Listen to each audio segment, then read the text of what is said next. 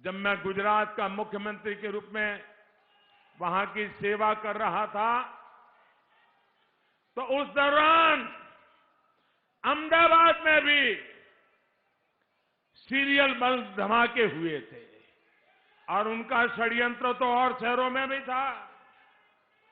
मैं उस दिन को कभी भूल नहीं सकता हूं साथियों।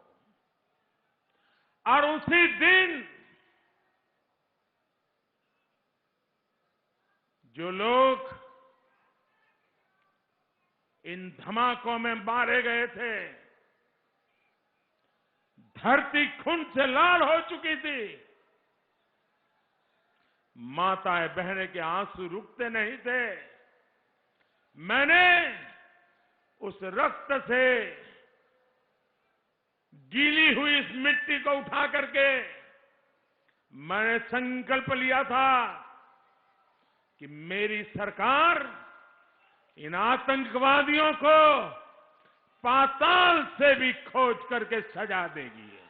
इसका जिक्र इसलिए कर रहा हूं क्योंकि कुछ राजनीतिक दल ऐसे ही आतंकवादियों के प्रति मेहरबान रहे हैं।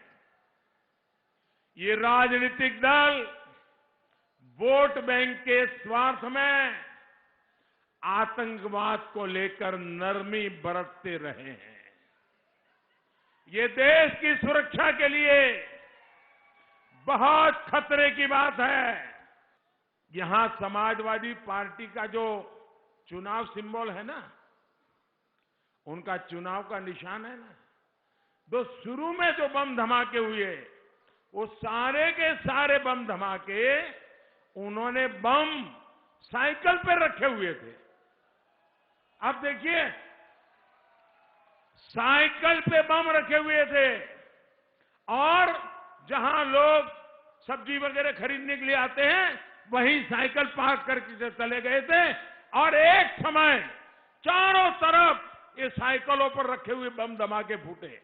मैं हैरान हूं, ये साइकिल को उन्होंने क्यों पसंद किया। यहां उत्तर प्रदेश में साथियों 2006 में काशी में बम धमाका हुआ था। संकट मोचन मंदिर भी धमाका किया गया था। वहां के कैंट रेलवे स्टेशन भी हमला किया गया था। तब यूपी में समाजवादी पार्टी की सरकार थी। जब 2013 में समाजवादी पार्टी की सरकार फिर से सत्ता में आई तो इन लोगों ने शमीम अहमद नाम के आरोपी पर ये बम धमाका का जो चल रहे थे मुकदमों को वापस लेने का फैसला लिया था। भाइयों बहनों, क्या ये आपको मंजूर है? जिन्होंने काशी में धमाके किए उनके केस वापस लेने का निर्णय उचित था क्या? ये लोगों को आप कभी भी मौका देंगे तो ये अपनी वारदातें करेंगे कि नहीं करेंगे? ऐसे ही आपको याद होगा 2007 में गोरखपुर में आतंकी हमला हुआ था।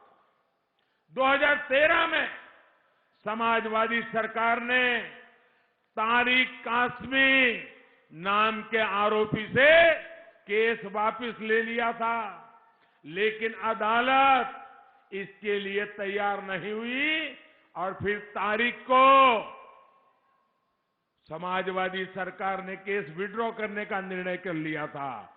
अदालत ने मना किया, केस चला और परिणाम क्या आया? 20 साल की सजा हुई दोस्तों, 20 साल की सजा। उसको वो बचाना चाहते थे। ऐसे ही 2007 में लखनऊ अयोध्या के कोर्ट परिसर में बम धमाके हुए थे। 2013 में समाजवादी सरकार ने फिर आतंकी पर चल रहा मुकदमा वापस ले लिया था, लेकिन इस मामले में भी अदालत ने समाजवादी सरकार की साजिश नहीं चलने दी और आतंकी को आजीवन कारावास की सजा सुनाई। साथियों, यूपी में एक तो नहीं बल्कि आतंकी हमलों के 14 मुकदमों में समाजवादी सरकार ने बहुत सारे आतंकवादियों से मुकदमे वापस लेने का फरमान सुना दिया था। क्या आतंकवादियों पर रहम करना ठीक है क्या? आप जरा बताइए, रहम करना ठीक है क्या? आतंकवादियों को बचाने के खेल ठीक है क्या? और आज लिपापोती करने निकले हो। ये लोग विस्फोट कर रहे थे, धमाके कर रहे थे और समाजवादी पार्टी सरकार इन आतंकवादियों पर मुकदमा तक नहीं चलने दे रही थी। आतंकवादियों को केस वापसी का रिटर्न गिफ्ट दिया जा रहा था।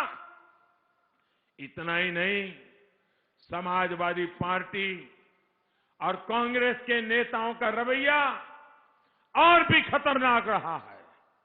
ये लोग ओसामा जैसे आतंकवादी को जी कहकर बुलाते हैं। ये लोग बाटला हाउस एनकाउंटर में आतंकवादियों के सफाए पर आंसू बहाते हैं। ये लोग किसी दिन भारतीय सेना का अपमान करते हैं, किसी दिन पुलिस को बेइज्जत करते हैं, जबकि हमारी सरकार ने नेशनल वॉर मेमोरियल और नेशनल पुलिस मेमोरियल बनाया है। इतने वर्षों तक मैं इसलिए चुप रहा क्योंकि अहमदाबाद ब्लास्ट केस की सुनवाई चल रही थी। आज जब अदालत ने आतंकियों को सजा सुना दी है तो मैं अब विषय को देश के सामने उठा रहा हूं।